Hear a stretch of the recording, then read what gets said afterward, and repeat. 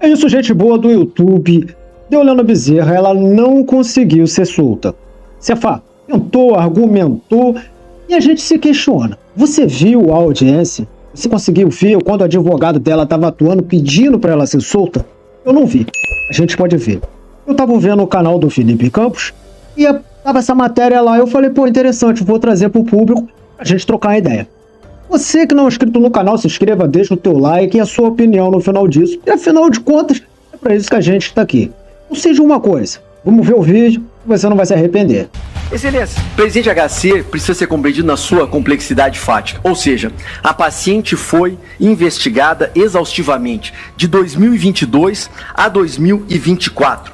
4 anos sendo investigada a exaustão pela polícia e pelo Ministério Público. Inclusive, nesse período de 4 anos, existe uma janela de 2 anos, entre maio de 22 e maio de 24, em que não existe sequer uma única manifestação do Ministério Público sobre a investigação, demonstrando a total falta de urgência, de necessidade dessa prisão decretada 4 anos depois, como prima ratio, porque a paciente não foi em nenhum momento chamada na polícia ou no MP ao longo desses 4 anos para prestar uma informação, para prestar um esclarecimento. Considerando que a imputação em tese é lavagem de dinheiro, ela poderia perfeitamente ter sido intimada, poderia ter dado explicações sobre eventuais depósitos, mas nada disso aconteceu, porque parece que efetivamente não se buscava apurar a verdade dos fatos. Se ficou 4 anos investigando para depois se ter uma prisão midiática, exatamente uma prisão desnecessária como prima ratio.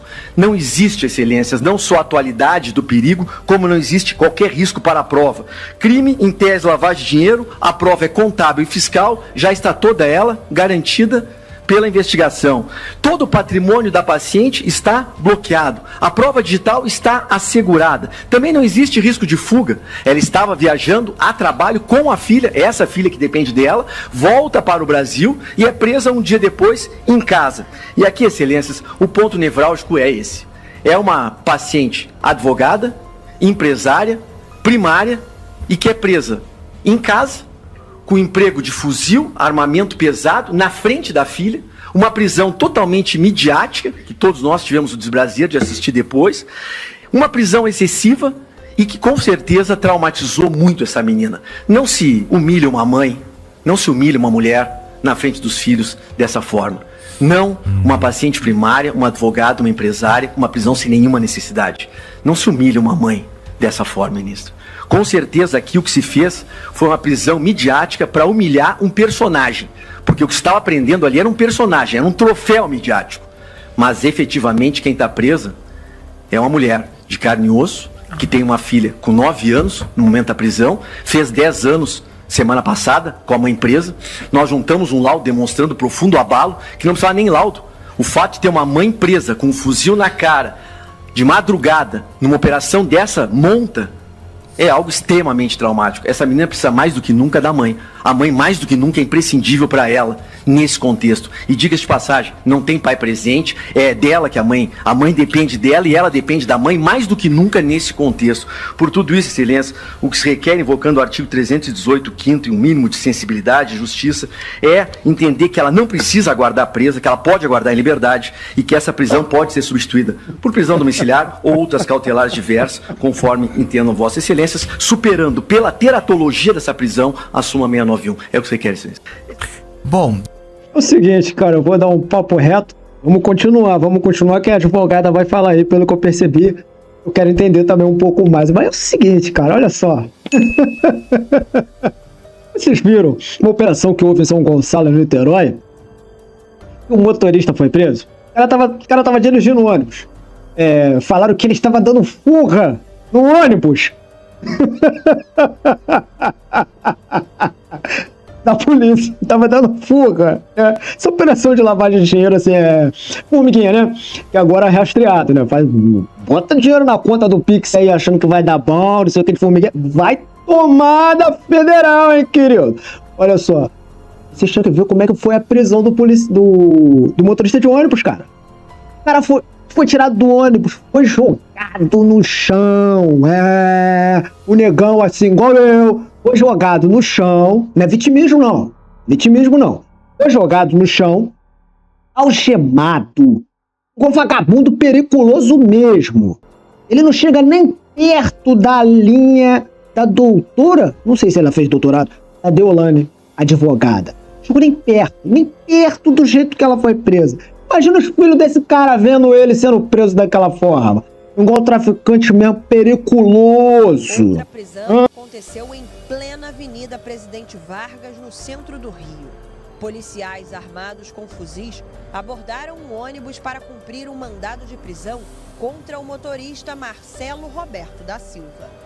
O motorista de ônibus que foi preso, né, durante a operação de hoje, que já vinha sendo monitorado, ele é um dos laranjas que dava escoamento aos valores ilícitos, né, embora tenha ali uma... Vamos ver o que a advogada vai falar aí.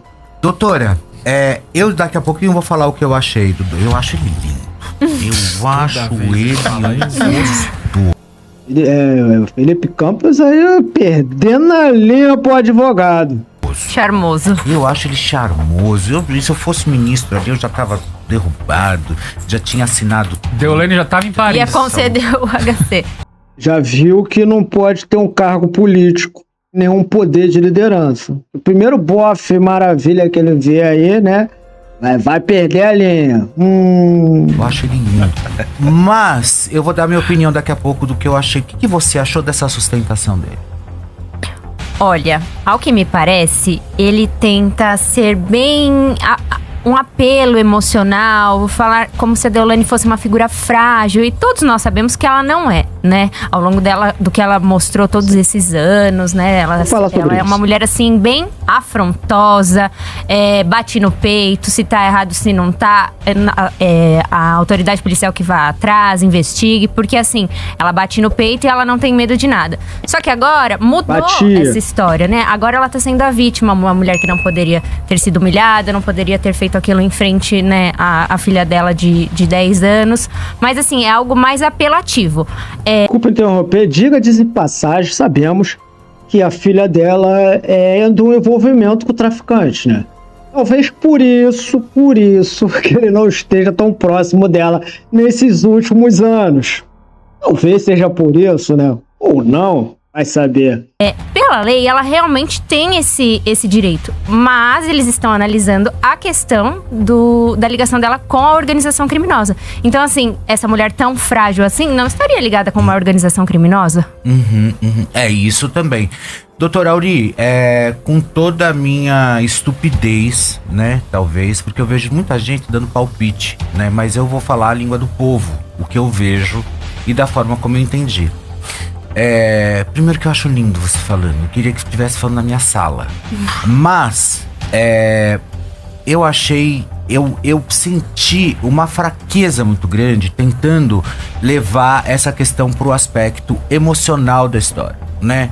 Mais pro aspecto moral, onde já se viu entrarem e tentarem e empunhando fuzil e a filha e tal. E volto a frisar, doutor, várias Deolanes estão espalhadas pelo nosso país. Tem várias Deolanes que não tiveram a oportunidade de contratar, inclusive, o trabalho do senhor de suma importância, e a gente sabe também as custas de um processo como esse, né? Sim. Que não é fácil, principalmente para o doutor, que é um criminalista e talvez um dos melhores que nós temos no nosso país, assumir uma bucha como essa. Não é fácil. Mas que eu achei que o senhor fosse se embasar um pouco mais dentro da lei, da justiça, né? E não somente ficar nessa questão que a mulher, porque a filha... É isso, né? Exatamente aí é o ponto que a gente quer chegar. Vou dar meu papo reto pra vocês. É o seguinte, gente boa do YouTube, a mulher, ou ex-mulher do NEM da Rocinha, foi presa novamente, né? Ela foi se entregar lá porque ela estava acordada como foragida. Tá trancada. E a justificativa é a mesma. Sabe por que ela foi solta? Sabe por quê? Porque era mãe, porque é mãe nova, tem os filhos pequenos e tem que olhar. Ela achou um absurdo porque querem prender ela novamente se ela tá usando a pulseira, a palavra delas. Mulher do NEM da Rocinha, né? Que ex-mulher, que chefiava lá o tráfico lá. Olha só, cara, como é que é essa situação? As mulheres no crime. Eu tava indo me entregar pra cumprir o que tá faltando, só isso. Ele estava já atrás de você? Não, eu tava em casa, eu tô com a minha pulseira aqui, ó, funcionando. Eu tava cumprindo. E eu tava horrível, botaram o fuzil na cara das minhas 2 filhas dentro do carro, não precisava disso. Injustiça. Estamos falando dessas mulheres que roubam aí, que um shampoo, 1 quilo de carne, um leite não, um uísque, não tô falando disso não. Estamos falando de mulheres que são envolvidas com lavagem de dinheiro, mulheres que se metem com tráfico de drogas, mulheres que ganham milhões, que tem silicone, que faz lipo, não tem cara de pessoa sofrida, assalariada, não. Mulheres com pinta de rica, de bilionária. Essas mulheres são mães sim também. Uma parada pelas leis. Mas por quê? Por que nessa hora essa justificativa vem à tona? Antes era porque era inocente, como da Deolane. Agora ela é mãe. Ela tem que ser solta. Eu não vou nem entrar em outros detalhes de outras pessoas, entendeu? Não tem nada a ver o papo com isso. Eu quero saber o seguinte, a sua opinião, como fã dela ou não, você acha certo o habeas corpus ter sido negado a Deolane? Deixa aqui nos comentários. Até o próximo vídeo.